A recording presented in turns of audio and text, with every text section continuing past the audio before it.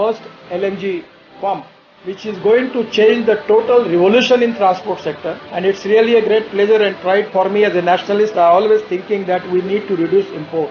The Atmanirbhar Bharat concept is how we can reduce the import and how we can increase the export. And in the rural area, we need to create more employment potential. That is the inspiration and motivation for me, because I always thinking on the line of socio-economic transformation. And that is the reason that the subject is touching to my heart.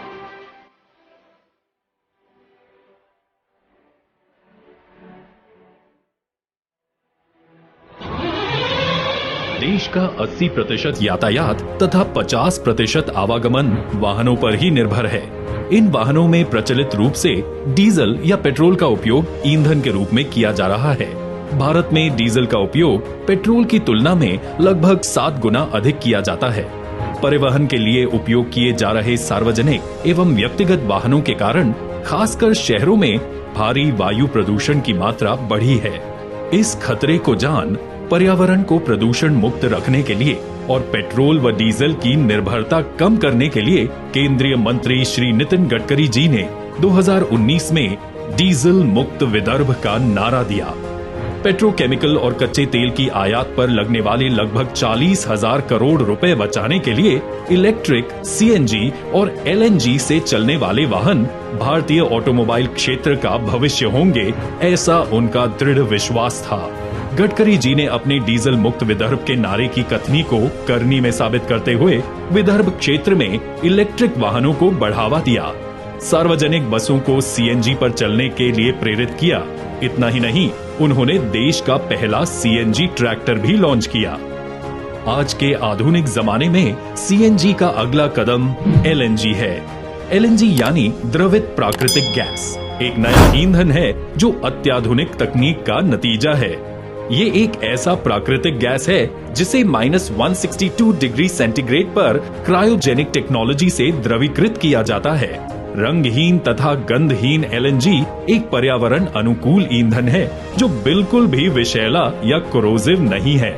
जून 2020 में भारत सरकार ने एक डीरेगुलराइजेशन अधिसूचना के तहत निजी संस्थानों को भी भारी ट्रक एवं अंतर्राज्यीय बसों को एलएनजी सेवाएं प्रदान करने का अधिकार दिया। एलएनजी योजना के तहत हाईवे किनारे स्टेशन बनाकर ट्रकों व बसों को प्राकृतिक गैस से चलाया जाएगा। इस योजना की आपूर्ति के लिए आयुर्वेदिक उत्पाद में कार्यरत बैद्यनाथ जैसी कंपनी को निवेश के लिए राजी करने का महत्वपूर्ण कार्य श्री गडकरी जी ने किया। ये गडकरी जी के भरसक प्रयास, वैज्ञानिक दृष्टिकोण तथा देश की उन्नति के प्रति कटिबद्धता का ही फलस्वरूप है, जो नागपुर में देश का पहला एलएनजी आपूर्ति केंद्र यानी स्टेशन का निर्माण हुआ है।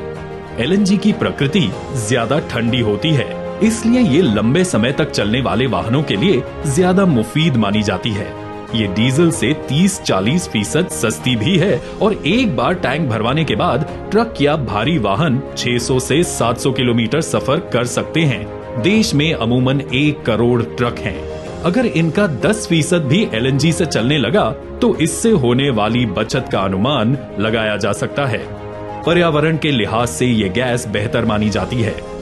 पेट्रोल और डीजल की तुलना में ये कार्बन डाइऑक्साइड, नाइट्रोजन ऑक्साइड और जैविक गैसें कम उत्सर्जित करती है। पेट्रोल और डीजल गाड़ियों की तुलना में एलएनजी का खर्च कम होता है। इसके अलावा एलएनजी ईंधन के इस्तेमाल के और कई लाभ हैं, जैसे ये एक स्वच्छ ईंधन है, इससे वायु प्रदूषण कम करने में मदद मिलेगी। एलएनजी की खपत बढ़ाने से कच्चे तेल पर निर्भरता कम होगी। एलएनजी डीजल की तुलना में लगभग 40% सस्ती है। ये वाहन के इंजन की क्षमता को बढ़ाता है। इस नई तकनीक से रोजगार को बढ़ावा मिलेगा। भारत को गैस आधारित अर्थव्यवस्था में बदलने के दृष्टिकोण को साकार करने में भी मदद मिलेगी। इसे न सिर्फ बस या ट्रक में बल्कि खनन उपकरण, बंकर और डीजल रेलगाड़ी इंजन में भी ईंधन के तौर पर इस्तेमाल किया जा सकता है।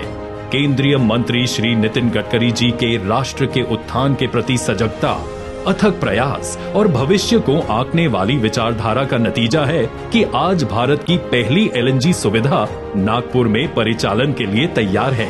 ये सारे देश के लिए, विशेष तौर से विदर्भ क्षेत्र के लिए तथा नागपुर वासियों के लिए गर्व की बात है। बैद्यनाथ समूह विदर्भ क्षेत्र में स्थायी, किफायती और पर्यावरण पूरक हरित ऊर्जा के लिए LNG सुविधाओं को बढ़ाएगा।